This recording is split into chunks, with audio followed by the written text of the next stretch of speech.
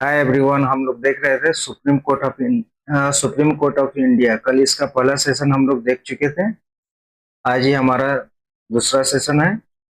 अगर आपने पहला लेक्चर नहीं देखा है तो उस लेक्चर को भी आप देख लेंगे, वहां से भी बहुत सारे इंपॉर्टेंट क्वेश्चन आते हैं। आज का लेक्चर शुरू करने से पहले हम लोग इसका थोड़ा रिवीजन कर लेंगे ताकि क्वेश्चन बनाने में हम लोग को काफी आसानी मिल सके।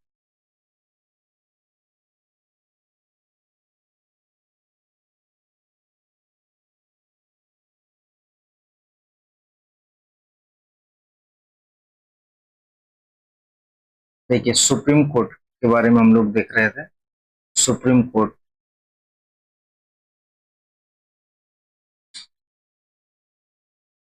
ये इंटीग्रेटेड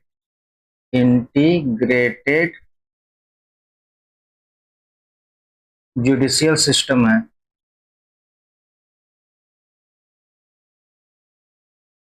इंडिया में जो है ना, इंटीग्रेटेड जुडिशियल सिस्टम है। ये क्या होता है अभी हम लोग समझेंगे, इसको टेंशन नहीं लीजिए, ठीक है। सुप्रीम कोर्ट का अगर कोई आर्टिकल पूछे तो ये आर्टिकल 124 से लेकर आर्टिकल 147 तक सुप्रीम कोर्ट के से डील करता है। अगर कोई आपसे पूछे कि सुप्रीम कोर्ट किस पार्ट में आता है तो ये पार्ट 5 में आता है।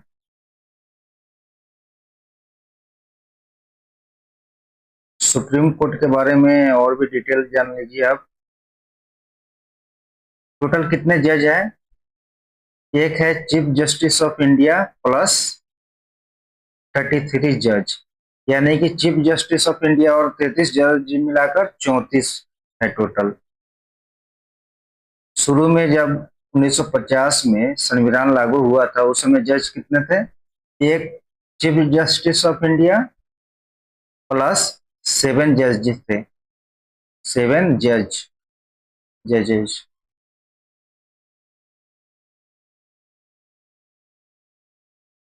देखिए, जज का नंबर मान लीजिए 7 से 34 तक आ गया, तो ये कैसे आ गया?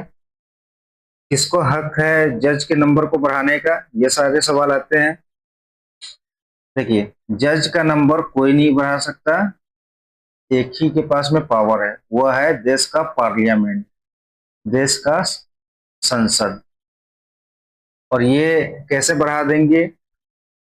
ऐसा तो नहीं है कि आज बोल दिए कि हाँ आज 34 है, कल 36 हो जाएगा, परसों 38 हो जाएगा, ऐसा कुछ नहीं।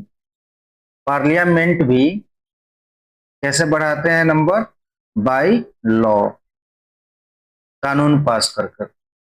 अभी ये जो 34 है, इसका कानून कब पास हुआ था? 2019 में। कितना समझ में आया? देखिए, सुप्रीम कोर्ट का जो जज है, जज को अपॉइंट कौन करता है? जज को अपॉइंट यानी नियुक्ति जज का प्रेसिडेंट साहब करते हैं। लेकिन ये जो प्रेसिडेंट साहब है, इनको पहले कंसल्टेशन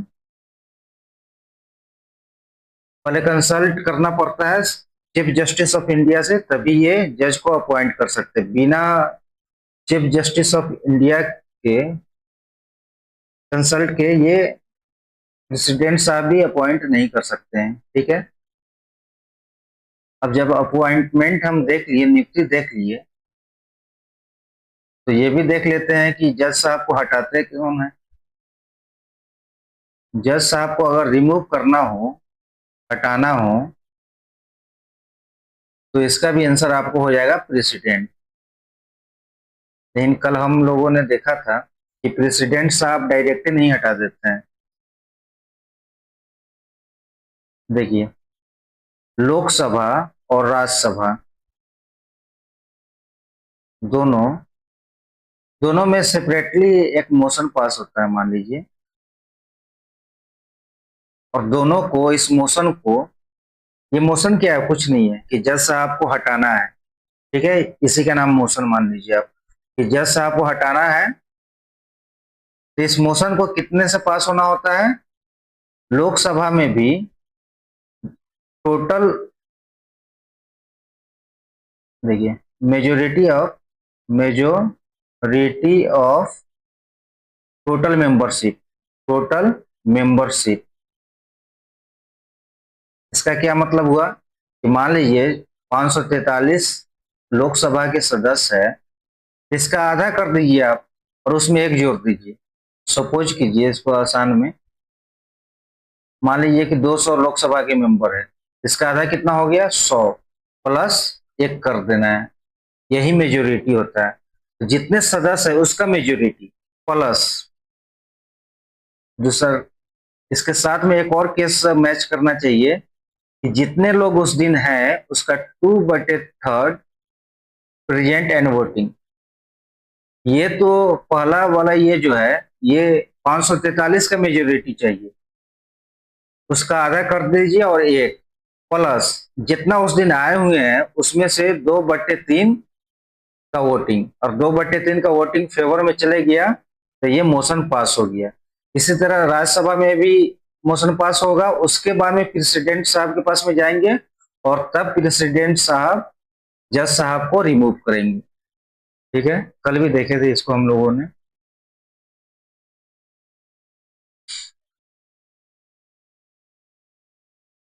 देखिए, और भी है इसमें फैक्ट। ये सुप्रीम कोर्ट रहा मेरा।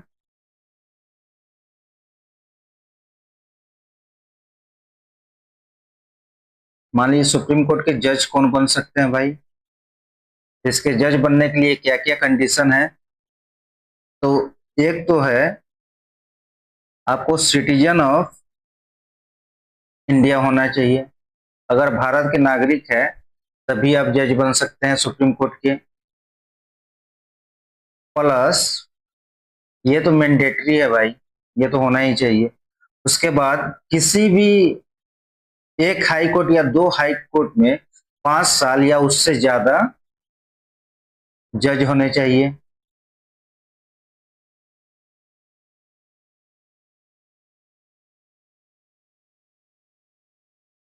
इसका मतलब हुआ 5 या 5 से ज्यादा साल होना चाहिए, और 2 या 2 से ज्यादा कोर्ट में, एक या एक से ज्यादा कोर्ट में, सॉरी, एक या एक से ज्यादा कोर्ट में, हाई कोर्ट हाई कोर्ट में आपको जज होने चाहिए। देखिए, एक तो सिटीजन ऑफ इंडिया होना चाहिए, मैंडेटरी है, ये तो होना ही चाहिए। उसके साथ में ही किसी भी हाई कोर्ट में इंडिया के 5 साल तक वो जज होने चाहिए। एक हाई कोर्ट में हो सकते हैं, दो हाई कोर्ट में भी हो सकते हैं। एक हाई कोर्ट में मान लीजिए 2 साल रहे हो और दूसरे वाले में 3 साल रहे हो तो 5 साल हो गया। तो जरूरी नहीं है कि एक ही हाई कोर्ट में हो। या एक और है, 10 साल है ना, 10 साल किसी भी एक या एक से अधिक हाई कोर्ट में एडवोकेट रहे हो यानी कि वकील रहे हो, तब जाकर आप सुप्रीम कोर्ट के जज बन सकते हैं। ठीक है, देखिए, सुप्रीम कोर्ट के जज का अगर आपसे कोई पूछे कि कितना, कम से कम कितने साल में सुप्रीम कोर्ट के जज बनेंगे, तो आप बोलेंगे कि ये हमारे संविधान में, कॉन्स्टिट्यूशन में नहीं लिखा हुआ है कि कितने साल में, कम से कम कितना साल का होना चाहिए सुप्रीम कोर्ट का जज बनने के लिए, यह संविधान में नहीं लिखा हुआ है। लेकिन कितने साल में रिटायर हो जाएंगे वो लिखा हुआ है। रिटायरमेंट एज कितना है, ये आपको हो जाएगा 65 साल।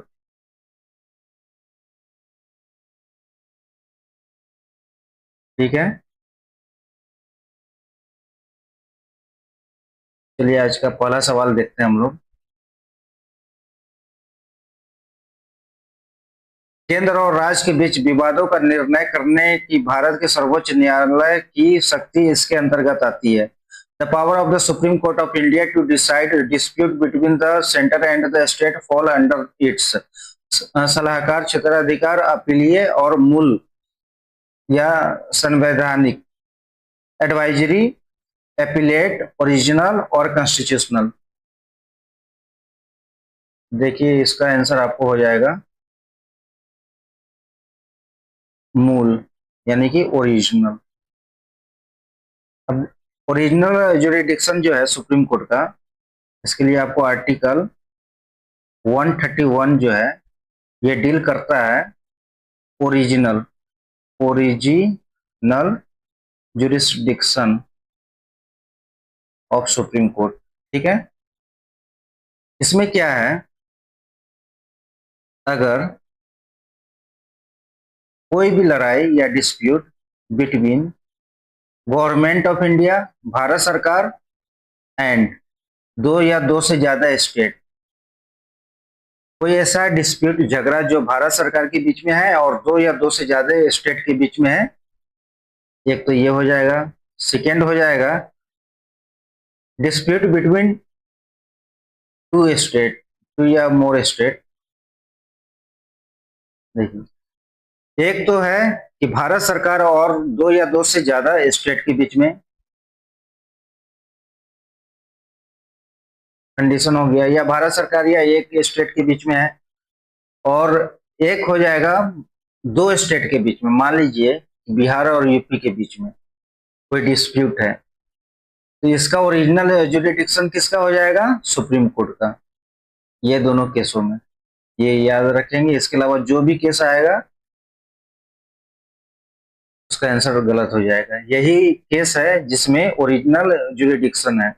अगर मान लीजिए दो स्टेट में कोई झगड़ा है तो आप हाई कोर्ट में अपील नहीं, केस नहीं कर सकते, आपको जाना पड़ेगा direct supreme court.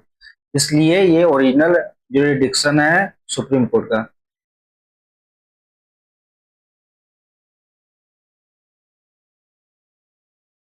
Which one of the following are included in the original jurisdiction of the Supreme Court?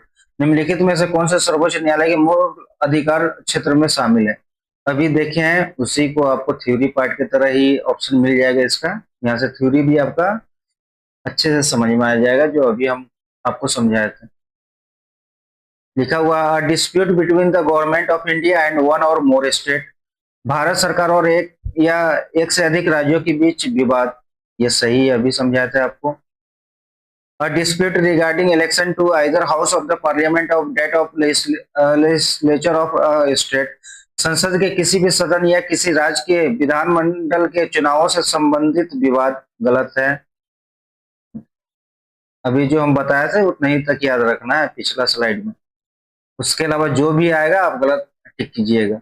A dispute between the government of India and a union territory, क्या हमने आपको यूनियन टेरिटरी का बताया? नहीं, ये गलत हो जाएगा। भारत सरकार और केंद्र शासित प्रदेश के बीच विवाद, क्या हमने आपको केंद्र शासित के बारे में बताया पिछले स्लाइड में? नहीं, तो गलत हो जाएगा। अ डिस्प्यूट बिटवीन टू और मोर स्टेट, दो या दो से अधिक राज्यों के बीच विवाद, ये मैंने बताया था, ये सही है, ये सही है। तो आपका आंसर हो जाएगा 1 और 4। Okay, very good.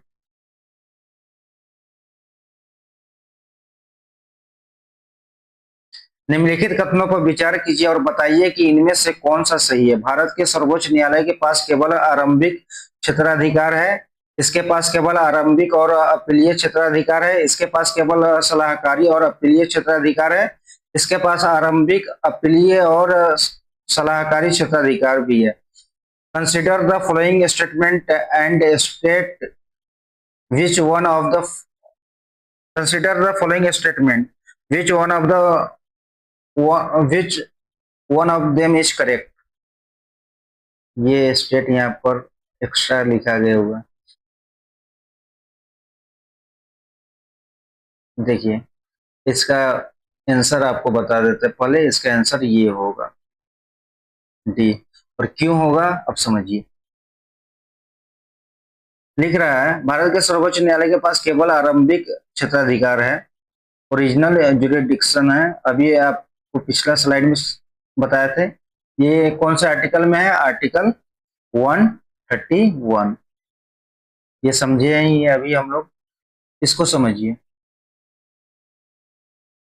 देखिए एक चीज मिस कर गए थे आपको समझाना, यहाँ पे आकर समझ लीजिए, फिर क्वेश्चन पे चलेंगे हम लोग।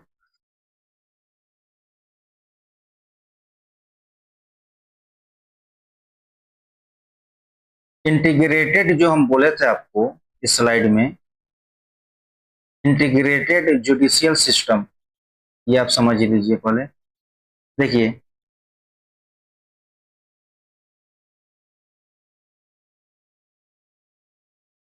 ये पिरामिड है, यहाँ डिस्ट्रिक्ट कोर्ट है, हाई कोर्ट है और सबसे ऊपर सुप्रीम कोर्ट है। दो रास्ता जाएगा, डिस्ट्रिक्ट कोर्ट से हाई कोर्ट और सुप्रीम कोर्ट से एक रास्ता आएगा नीचे की तरफ, डिस्ट्रिक्ट कोर्ट की तरफ। मान लीजिए इसमें कोई केस चल रहा है डिस्ट्रिक्ट कोर्ट में, मेनली कोई भी केस पहले डिस्ट्रिक्ट कोर्ट में ही जाता है। इसमें कोई केस चला, मान लीजिए वो बंदा हार गया, तो वो अपील में जाएगा, कहाँ अपील करेगा? हाई कोर्ट में। मान लीजिए हाई कोर्ट में भी वो बंदा हार गया, तो वो अपील कहाँ करेगा? सुप्रीम कोर्ट में। यहाँ उनका कहानी हो जाएगा खत्म। तो कैसे जुड़ा हुआ है? डिस्ट्रिक्ट कोर्ट से जुड़ गया हाई कोर्ट से सुप्रीम कोर्ट। अगर डिस्ट्रिक्ट कोर्ट में वो हार गए कोई भी केस, तो वो जाएंगे हाई कोर्ट में, तो जुड़ गया। अगर हाई कोर्ट में हार गए तो फिर जाएंगे सुप्रीम कोर्ट में। और ये वाला क्या है? कोई भी जजमेंट नियम या कोई भी चीज सुप्रीम कोर्ट बनाता है, तो वो हाई कोर्ट और डिस्ट्रिक्ट कोर्ट सब में लागू होता है। इसलिए ऐसे है ये रास्ता। कोई भी जजमेंट नियम कुछ भी बनाए, तो ये हाई कोर्ट और डिस्ट्रिक्ट कोर्ट सब पर लागू होता है। पूरे देश में जितना हाई कोर्ट डिस्ट्रिक्ट कोर्ट है, सबको वही नियम कानून लागू होंगे। इसलिए हम बोले थे इंटीग्रेटेड जुडिशियल सिस्टम है, इसका मतलब यही हुआ। ओके, अब चलते हैं क्वेश्चन पे।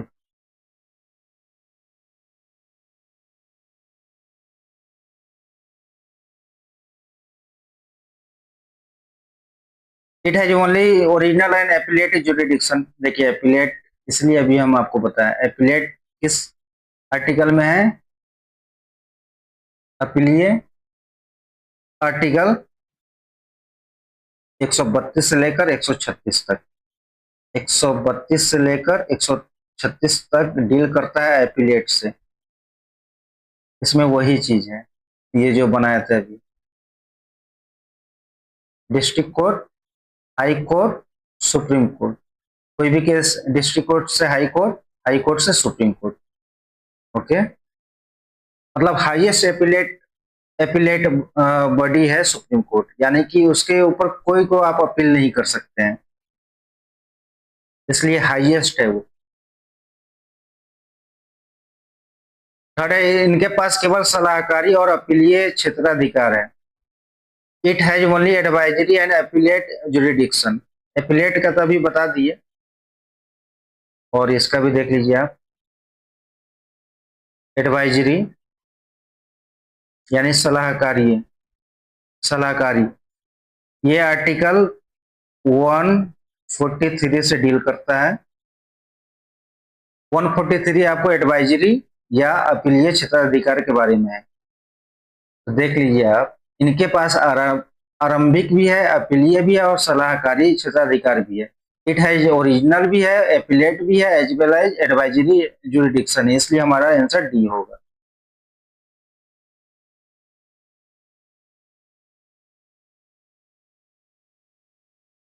संविधान का कौन सा अनुच्छेद सर्वोच्च न्यायालय को अपने निर्णय या आदेश की समीक्षा करने की अनुमति देता है? Which article of the constitution permit the supreme court to review its judgement और ऑर्डर? देखिए इसका आंसर आपको डायरेक्ट बता देते हैं। आर्टिकल याद कर लीजिएगा ये आर्टिकल। इसका क्या मतलब हुआ? मान लीजिए कि सुप्रीम कोर्ट है। देखिए सुप्रीम कोर्ट में भी कितने भी जज, ये वन बेंच होता है, दो बेंच, दो जज बेंच हुआ, यानी वन बेंच, थर्ड, थ्री जज बेंच, फाइव जज बेंच, सेवन जज बेंच, नाइन जज बेंच। ये केस के ऊपर केस होता है। वन जज बेंच का मतलब क्या हुआ? वन बेंच का मतलब हुआ कि एक जज बैठेंगे। दो तीन जज बेंच का मतलब हुआ तीन जज बैठेंगे किसी भी केस को सुनने के लिए। पांच जज बेंच का मतलब हुआ पांच जज किसी भी केस को सुनेंगे। ये केस कितना इंपॉर्टेंट है उसके ऊपर भी डिपेंड करता है। अगर संविधान के बारे में है तो जनरली पांच जज या उससे ज्यादा जज ही बैठते हैं। तो मान लीजिए कि कोई भी कोई भी जज सुप्रीम कोर्ट का कोई ना कोई जजमेंट देंगे। मान लीजिए एक जजमेंट दिए और उस जजमेंट को फिर से चैलेंज किया गया, अपील किया गया, उस जजमेंट को रिव्यू पिटीशन डाला गया उस जजमेंट को। रिव्यू पिटीशन को फिर से रिव्यू किया जाएगा सुप्रीम कोर्ट के द्वारा ही, अगर एक बात और है इसमें कि सुप्रीम कोर्ट तो उसको रिव्यू करेगी, लेकिन वही जज रिव्यू करेंगे जो जज सब उस जजमेंट को दिए थे। ऐसा नहीं है कि ये जजमेंट, मान लीजिए ये डिसीजन, ये फैसला ये जज ने दिया है ना, अगर हम रिव्यू पिटीशन डालेंगे, समीक्षा वाला जो पिटीशन डालेंगे, ऐसा नहीं है कि बी जज समीक्षा करेगी, नहीं, यही ए जज समीक्षा करेगी। जिस जज ने फैसला दिया था वही फिर से समीक्षा भी करती है। इतना समझ में आया? और ये रिव्यू जो आर्टिकल 137 में रिव्यू पिटीशन है, समीक्षा करने का जो ये है, उसमें सुप्रीम कोर्ट को पावर है या अधिकार है कि वो अपने आप को भी सजा दे सके, पनिशमेंट दे सके अपने गलत जजमेंट की वजह से।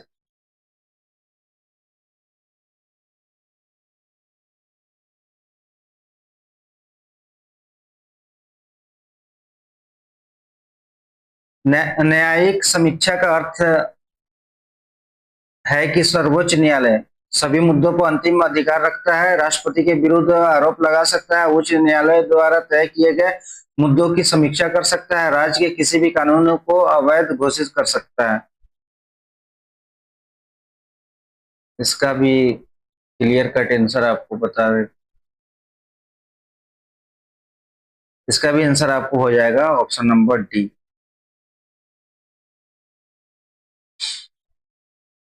देखिए, has final authority over all issue, ये गलत है, ऐसा कुछ नहीं है। राष्ट्रपति के विरुद्ध आरोप लगा सकते हैं, गलत। उच्च न्यायालय द्वारा तय किए गए मुद्दों की समीक्षा कर सकता है, can review the issue decided by high court, गलत।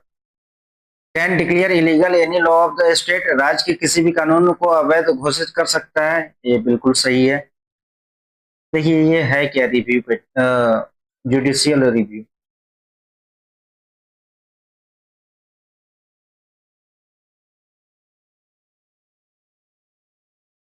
कानून देश का कौन बनाता है? क्या सुप्रीम कोर्ट बनाते हैं? नहीं, पार्लियामेंट। पार्लियामेंट में आपको लोकसभा भी है और राज्यसभा भी है, ठीक है। मान लीजिए लोकसभा किसी बिल को पास कर दिया, राज्यसभा भी उस बिल को पास कर दिए, ये दोनों जगह से जब बिल पास हो जाता है तो जाता है प्रेसिडेंट के पास। प्रेसिडेंट साहब जब एसेंट, अपना सहमति दे देते हैं, एसेंट दे देते हैं, तब लॉ बनता है। देखिए कितना लंबा प्रोसेस है। लोकसभा बिल को पास करे, फिर राज्यसभा बिल को पास करे, फिर प्रेसिडेंट साहब के पास में जाएगा, और अगर वो एसेंट दे दिए तो लॉ बन जाएगा, अगर एसेंट नहीं दिए तो लॉ नहीं बनेगा। इतना समझ में आया?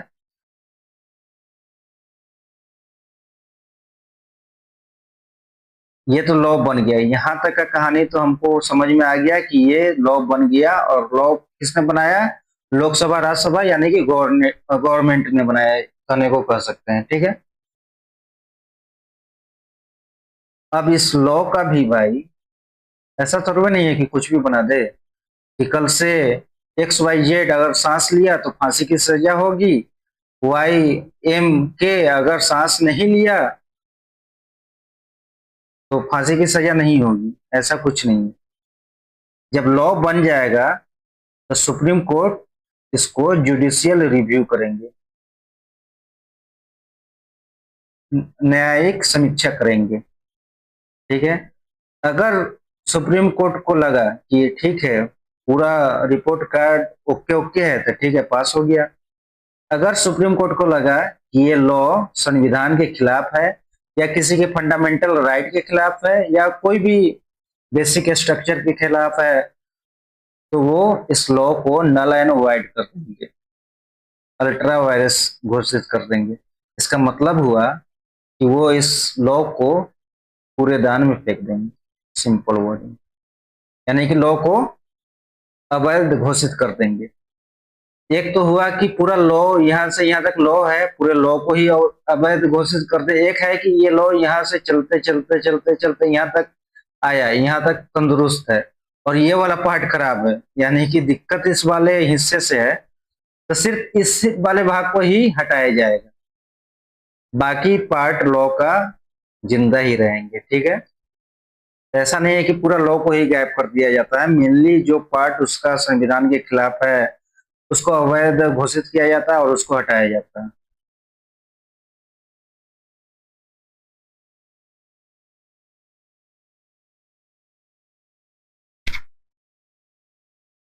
भारत में न्यायिक समीक्षा का तात्पर्य है न्यायपालिका की कानूनों और कार्यकारी आदेशों की संवैधानिकता पर निर्णय देने की शक्ति, न्यायपालिका की विधानमंडलों द्वारा बनाए गए कानूनों की बुद्धिमत्ता पर प्रश्न उठाने की शक्ति, न्यायपालिका की सभी विधायी अधिनियमों की समीक्षा करने की शक्ति, इससे पहले कि उन्हें राष्ट्रपति द्वारा अनुमोदित किया जाए।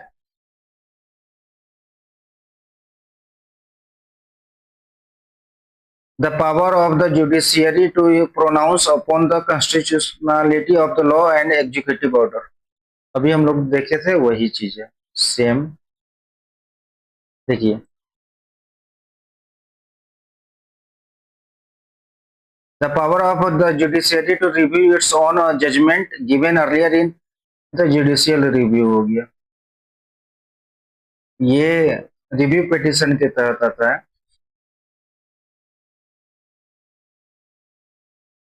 न्यायपालिका की समान या भिन्न मामलों में पहले दिए गए अपने स्वयं के निर्णयों की समीक्षा करने की शक्ति, ये तो दूसरा मैटर है ना। अभी देखे ना कि रिव्यू पिटिशन जो होता है उसके तहत है ये। The power of the judiciary to review all the legislative enactment before they are assented to by the president। देखिए कहाँ गड़बड़ है इसमें, न्यायपालिका की सभी विधायी अधिनियमों की समीक्षा करने की शक्ति, इससे पहले कि उन्हें राष्ट्रपति द्वारा, पहले, यहाँ पे जो पहले है ना यही जहर है।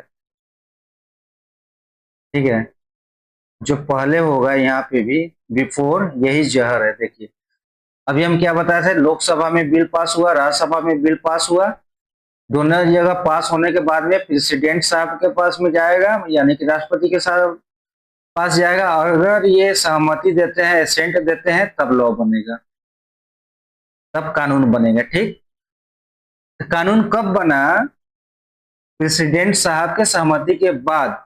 अगर क्वेश्चन क्या कह रहा है मेरा कि जुडिशियल रिव्यू यानी न्यायिक समीक्षा प्रेसिडेंट साहब के सहमति से पहले ही कर लिया जाए, भाई जब कानून नहीं बना, कानून बनता है इसके बाद, तो पहले समीक्षा किस चीज का भाई, पहले कानून बन जाने दो तब ना समीक्षा। देखिए इसका इसलिए आंसर ये होगा। ठीक है, the power of the judiciary to question the wisdom of the law enacted by the legislature, न्यायपालिका की विधानमंडलों द्वारा बनाए गए कानूनों की बुद्धिमत्ता पर प्रश्न। भाई यहाँ पर बुद्धिमत्ता पर कोई, विजडम पर कोई सवाल नहीं होता, इस चीज पर सवाल होता है कि जो लॉ बना है वो संविधान के खिलाफ तो नहीं है, किसी के फंडामेंटल राइट के खिलाफ तो नहीं है, अगर है तो अवैध हो जाएगा, नहीं है तो कोई बात नहीं है, एक्सप्रेस गाड़ी की तरह फास्ट चलता रहेगा वो। ठीक है, आज इतना ही, थैंक यू।